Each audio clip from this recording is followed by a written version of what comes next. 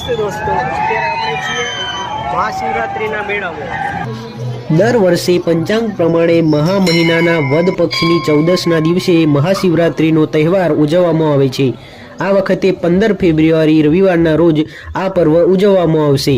વિશ્વભરમાં મહાશિવરાત્રિના દિવસે મહાદેવજીનું પૂજન કરવાનું વિશેષ મહત્વ છે। શિવ પુરાણમાં ઉલ્લેખ કરવામાં આવ્યો છે કે મહાશિવરાત્રિથી શિવલિંગ સાથે જ સૃષ્ટિ શરૂ થઈ હતી। આ દિવસે સૌથી પહેલા ભગવાન વિષ્ણુ અને બ્રહ્માજીએ શિવલિંગની પૂજા કરી હતી। ત્યારથી જ દરેક યુગમાં આ દિવસે ભગવાન શિવની મહાપૂજા અને વ્રત ઉપવાસ કરવાની પરંપરા ચાલી આવી રહી છે।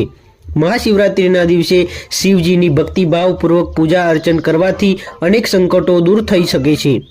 મહાશિવરાત્રિ પર પતિ પત્નીએ એક સાથે શિવ પાર્વતીની પૂજા કરવી જોઈએ, તેમજ લાલ સાડી અને સુહાગની વસ્તુઓનું દાન કરવું જોઈએ।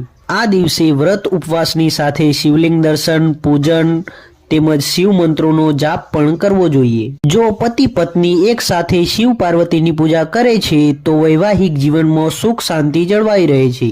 મહાશિવરાત્રિના પાવન પર્વ પર આપણે જોઈશું કે આ પૃથ્વીની ઉત્પત્તિમાં ભગવાન શિવનું કેટલું યોગદાન છે, તેમજ તેમના ઓમ મંત્રનો જાપ આપણે કેમ કરવો જોઈએ તેના વિશે જાણીએ। જ્યારે ભગવાન શિવ અગ્નિસ્તંભના રૂપમાં પ્રગટ થયા ત્યારે તેમના 5 મુખ હતા।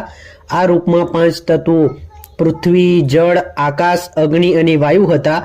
સૌ પ્રથમ જે શબ્દની ઉત્પત્તિ થઈ તે શબ્દ ઓમ હતો। બાકીના 5 શબ્દો નમઃ શિવાય એ 5 મુખમાંથી ઉત્પન્ન થયા છે, જેમને બ્રહ્માંડનો સૌથી પહેલો મંત્ર માનવામાં આવે છે। આ મહામંત્ર છે, જેમાંથી 5 મૂળાક્ષરોમાંથી 5 વર્ગના 5 મૂળભૂત સ્વરો અને વ્યંજન દેખાયા છે। આ શિરોમંત્રમાંથી ત્રિપદા ગાયત્રીનું પણ પ્રગટ્ય થયું છે। આ ગાયત્રીમાંથી વેદ અને વેદમાંથી કરોડો મંત્રોનું પ્રાગટ્ય થયું છે। જ્યારે આ મંત્રનો જાપ કરવામાં આવે છે ત્યારે બધી જ મનોકામના પૂર્ણ થાય છે। આનંદ અને મોક્ષ બંને આપતો આ મંત્ર જાપ કરનારના તમામ રોગોને પણ દૂર કરે છે। આ મંત્રનો જાપ કરનારને કોઈ પણ પ્રકારની મુશ્કેલી આવતી નથી અને યમરાજે પોતાના દૂતોને આદેશ આપ્યો છે કે આ મંત્રનો જાપ કરનારની નજીક ક્યારે પણ જવું નહીં। તેને મૃત્યુ નથી મળતું, પણ મોક્ષ મળે છે। આ મંત્ર શિવ વાક્ય છે અને આ જ શિવ વિજ્ઞાન છે।